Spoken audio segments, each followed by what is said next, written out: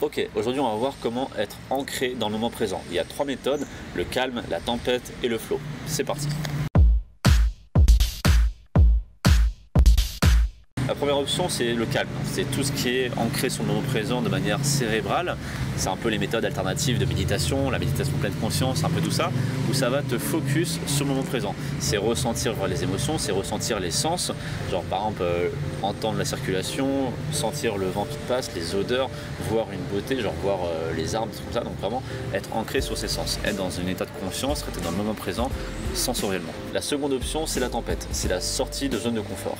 Lorsque tu entreprends ce genre d'action qui te met dans une nécessité d'avoir du courage, une nécessité d'entreprendre, une nécessité de prendre un risque, d'être dans l'inconfort, toutes tes synapses, toutes tes cellules vont être concentrées sur cette action qui te met en inconfort. Pourquoi? Parce que ton corps, tout ton corps, est programmé pour la survie. Avant c'était le chaud, le froid, etc. Maintenant c'est les peurs sociales. Donc tout ton corps est programmé pour surmonter cette épreuve, pour faire preuve de courage, pour être dans un état de stabilité, un état de calme, un état de survie. Donc ton corps ne va pas penser à, à ce que tu vas bouffer ce soir, hein. Si tu vas parler à une fille qui te plaît, si tu vas demander une augmentation à ton patron, si tu vas parler devant un public qui t'effraie, tout ça, ça va être des sorties de zone de confort. Donc tu vas prendre le risque de mourir, ton ego va mourir sur ce coup parce qu'il ne sera plus là pour penser à ce qui va se passer dans le futur. Donc tout ton corps va survivre, va essayer de survivre en se concentrant sur cette action pour la surmonter. Donc tu seras dans l'authentique, tu seras dans l'improvisation, tu seras dans le vrai, tu seras dans le moment présent. Parce que oui, le moment présent, ce n'est pas quelque chose qui est dans le confort. Parce que le moment présent, c'est tout ce qui se passe dans l'instant, c'est l'expérience de la seconde. Donc ça peut être autant confortable par la stabilité, autant inconfortable par la non-stabilité, tout simplement.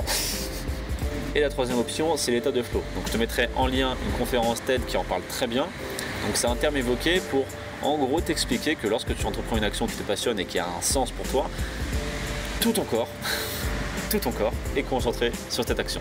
Ça ressemble un peu à ce que je t'avais dit précédemment, sauf que précédemment c'était une sortie de zone de confort. Donc c'est quelque chose qui peut être perçu comme négativement parce que tu es dans une situation où tu as peur, ou tu vois, t'es pas stable. Alors que là, la plupart du temps, c'est lorsque tu entreprends une action que tu aimes. Par exemple, ça peut être peindre. Lorsque tu peins, tu ne penses pas à ta recette, ou tu y penses en arrière-plan, mais ton corps il bouge tout seul. Lorsque tu as une rencontre inspirante, une connexion avec quelqu'un, une discussion intéressante où le temps a l'air de s'arrêter.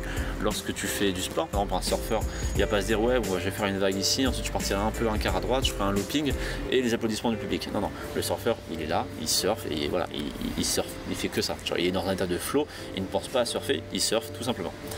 Imaginons que je t'appelle Benoît. Okay. Si tu t'appelles Benoît, je vais dire hey, est-ce que tu t'appelles Benoît? Tu vas me dire bah oui, je m'appelle Benoît. Tu vas pas réfléchir, est-ce que je m'appelle Benoît? Oui, c'est un fait, je m'appelle Benoît. Du coup, la réponse est oui. Je m'appelle Benoît. Non, non. Si je te demande est-ce que tu t'appelles Benoît? Oula. Est-ce que tu t'appelles Benoît? Tu vas me dire oui directement. Parce que ton inconscient va être plus rapide parce que c'est quelque chose qui est évident, tu vois. Et l'état de flow, c'est un peu pareil, mais sur un corps entier dans cet état. Genre, tu ne vas pas penser à faire la chose, tu vas faire la chose, tout simplement. Tu vas être dans l'expérience, tu vas être dans la seconde, dans l'authenticité. Bien sûr, l'idéal maintenant, c'est d'être dans les trois. Parce que lorsque tu es dans l'état de flow, c'est en général quelque chose que tu aimes faire. Lorsque tu es dans la sortie de zone de confort, c'est quelque chose qui peut être justement inconfortable et donc c'est quelque chose que tu ne peux ne pas aimer faire.